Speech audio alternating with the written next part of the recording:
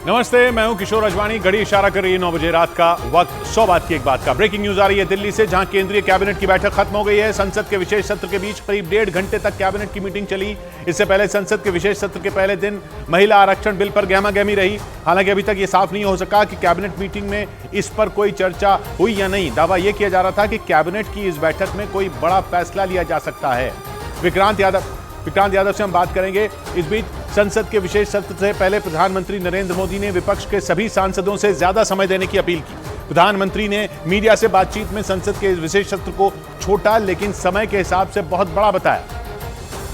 और प्रधानमंत्री ने बिना नाम लिए विपक्ष के सांसदों पर निशाना भी साधा। रोने धोने के लिए बहुत समय होता है, करते रहिए। संसद का ये विशेष सत्र 22 सितंबर तक चलेगा। और संसद के विशेष सत्र के मौके पर लोकसभा में अपने संबोधन में प्रधानमंत्री नरेंद्र मोदी ने भारत के पहले प्रधानमंत्री पंडित जवाहरलाल नेहरू का जिक्र किया। उन्होंने बताया कि पंडित नेहरू को उनकी कई बातों के लिए याद किया जाएगा। और इस दौरान उन्होंने आजादी की रात में दिए गए पंडित नेहरू के ऐतिहासिक भाषण को भी याद किया। पंडित नेहरू का at the stroke of midnight की गूंज हम सबको प्रेरित करती है। संसद की पुरानी इमारत में प्रधानमंत्री मोदी का यह आखिरी भाषण था। और संसद की पुरानी इमारत से विदाई लेते वक्त प्रधानमंत्री नरेंद्र मोदी भावुक हो गए।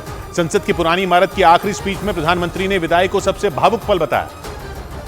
और संसद की पुरानी इमारत से कई यादों के जुड़े होने का भी जिक्र किया।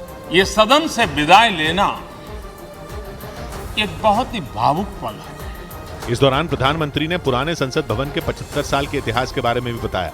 इस बीच खबर है कि संसद की नई इमारत में शिफ्ट होने के दौरान सांसदों को संविधान की एक कॉपी दी जाएगी। इसके लिए सैकड़ों की संख्या में संविधान की कॉपी से भरे बैग संसद पहुंचाए गए, जिसका एक वीडियो भी सामने आया जिसमें सैकड़ों किट में संविधान की कॉपी दिखाई दी। इस किट में एक डाक टिकट भी है जिस पर संसद की पुरानी और नई इमारत की तस्वीर छपी है। उधर संसद के विशेष सत्र के दौरान एनसीपी सांसद सुप्रिया सुले ने प्रधानमंत्री नरेंद्र मोदी के संबोधन की तारीफ की। संसद के विशेष सत्र के पहले दिन लोकसभा में प्रधानमंत्री ने संसद के 75 सालों के इतिहास को याद किया। और एनसीपी सांसद सुप्रिया सुले ने उनके इसी संबोधन की प्रशंसा की। And I appreciate the Honorable Prime Minister's speech today where he appreciated that governance is continuity. यही नहीं, सुप्रिया सुले ने भ्रष्टाचार के खिलाफ किसी भी जांच में केंद्र सरकार का साथ देने का भी जिक्र किया। इधर संसद के विशेष सत्र पर आरजेडी के सांसद मनोज झा ने केंद्र सरकार पर हमला बोला।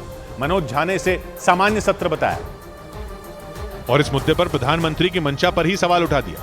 ये विशेष सत्र है ही नहीं, किसी ज्योतिषी ने कह दिया होगा और प्रधानमंत्री जी इस सब पर बहुत यकीन करते हैं। मनोज झा के मुताबिक विशेष सत्र में शामिल किए गए सभी बिल संसद के शीतकालीन सत्र में भी पेश किए जा सकते थे।